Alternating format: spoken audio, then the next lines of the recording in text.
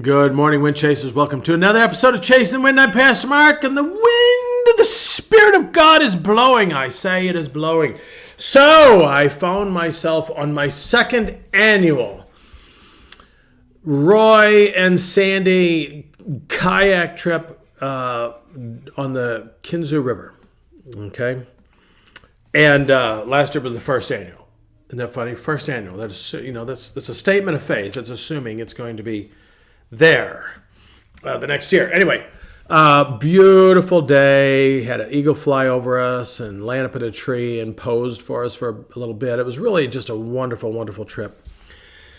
And I am not a water person. I am a wind person. If you think about the elements, if you're familiar with any of that stuff, earth, wind, fire, water. I'm wind. I can be all over the place. The little background there. That's kind of my life sometimes, my mind. When I pray. On the Myers-Briggs, I'm an ENFP, I think it is. And when I pray, I'm like, Lord, help me stay focused. Did you see that bird? Okay, and God just loves me for it and that's who he created me to be. But I'm not a fan of water, even though I come from people of water. Irish, Norwegian, Scottish descent. I like looking at water. Don't mind feeling a little bit of water, but I don't like water when it gets up to here on me. And don't like the possibility of drowning. Okay.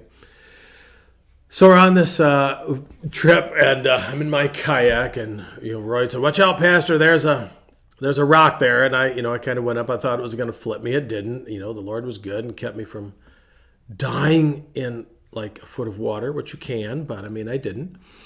Anyway.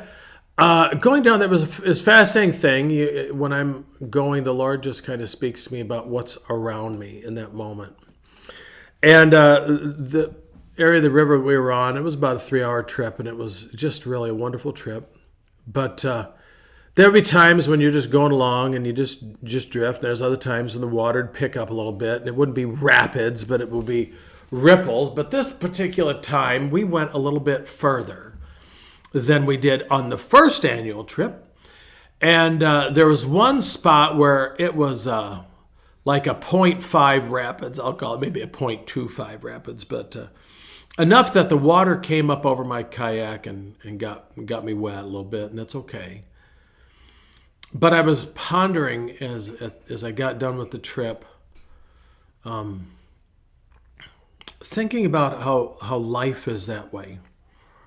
You go along for a little bit and it's nice and smooth and you can kind of just coast and it's not so bad. But then every now and then the water picks up, it gets a little ripple. Sometimes you hit spots where you bottom out and you kind of got to, you feel the bottom of the kayak scraping the rocks on the bottom and you feel a little bit of a bumpy ride. And then there's another kind of a bumpy ride where sometimes it's the water and you're rippling, you're kind of bouncing around a little bit. And then you hit sometimes the rapids. I remember years ago when I was up in Milwaukee, I was at a teen camp and we actually did go whitewater rafting down the Menominee River. And it was about like a 1 or a 2, something like that. And it was quite fun. I'm not ready to hit the Colorado River yet, but it was fun. I enjoyed it. And it was a little bit of a rush for me, helped me to kind of push through some of my anxieties and my fears. But I was pondering a little bit that there's different points, and sometimes you could see where the water was picking up and it was going to be a change. Sometimes you can see it, and other times you're not paying attention, and boom, all of a sudden you're there. It got me pondering about how that's kind of our life and our spiritual journey sometimes is. One of my things that I love, the phrases, there's all sorts of fun things about phrases, fall tells you that change is good. Yeah, that's good. The other one I love, my favorite color is fall. Fall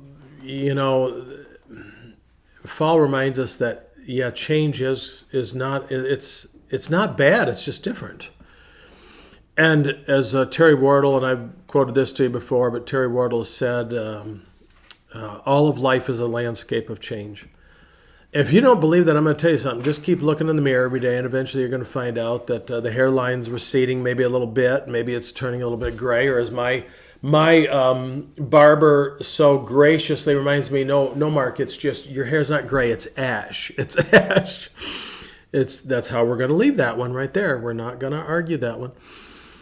I like to tell people I have platinum highlights in my hair. But if there's anything that we know is that life is always changing. And sometimes it comes fast and it's on us before we know it. And sometimes it's gradual. We can see it coming. Reminded me of what the teacher says in Ecclesiastes. And I'll read it to you a little bit on chapter 3. It's subtitled, Time for Everything. There is a time for everything, and a season for every activity under heaven.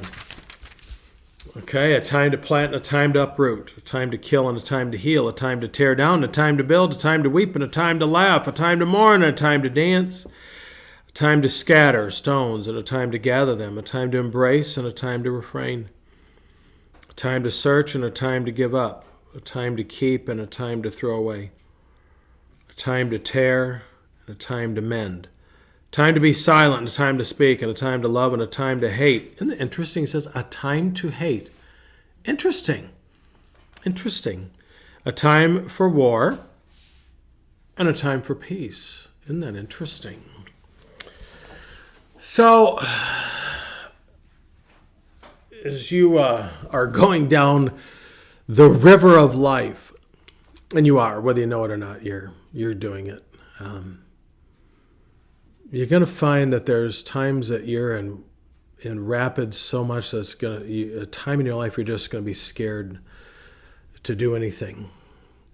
And there's going to be other times that it's good and what we perceive as good. But again, going back to, can we believe that God is good and that He does not waste anything, including even some of the more interesting times in our life? There's a young man that I led to the Lord in jail, and he's serving a little time now. He should be out soon, but I'm just thrilled at how God is working with him and in his life, where he is incarcerated, and even his boldness so far as to say, hey, he went to him and said, I want to start this ministry. And there's, oh, you can't do that. He goes, wait a minute. He goes, you're letting everybody else start their ministries. He goes, I want to start this one. They let him start it. He's going to be starting it. He's scared. He is scared, but I am so proud of him because I know. And we could say, well, that time he could just sit around and be angry, but he's saying, wait a minute here. I've given my life to the Lord, and here's where I'm at. Here's where I'm at. I don't know that God got him there. I think his own choices got him there is really what happened, but there he is, and he's doing what God's finding a way to utilize him and let him be part of his plan in there. He didn't plan on those ripples. They happened. But God is saying, yeah, let's see where this next part of your journey takes you. So I want to encourage you today, Wind Chasers, to just kind of observe where you're at and just kind of become more present to Christ in the midst of whatever part of the river you're on. If it's smooth or if it's rough, and just know that He is in the boat with you. Think about that when Jesus was in the boat with the disciples. And they freak out. There'll be times you want to freak out, and you go wake Jesus up, and He says, dudes, I got this. Don't worry about it. I got this. Know that God has this today. Jesus is in the boat with you. Do you remember that old song? With Jesus in your boat, you can smile in the storm, smile in the storm, smile in the storm, okay? With Jesus with you on this journey. I always tell people I'd rather go through a rough spot with Jesus in my life than without Him in my life. So I want to encourage you today, people, to lean into Jesus no matter where you're at on your annual kayak trip. I might have done my second annual kayak trip, but I'm on my 56th year of this life trip.